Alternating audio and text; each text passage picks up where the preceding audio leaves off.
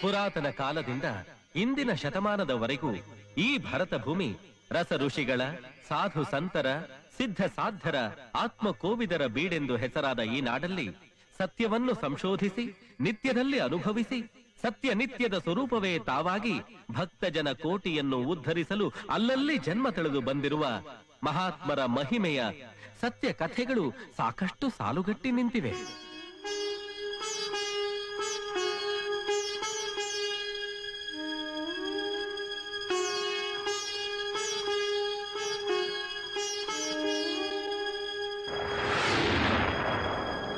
ಹುಟ್ಟುತ್ತಲೇ ಶ್ರೀಗಂಧದ ಗಿಡ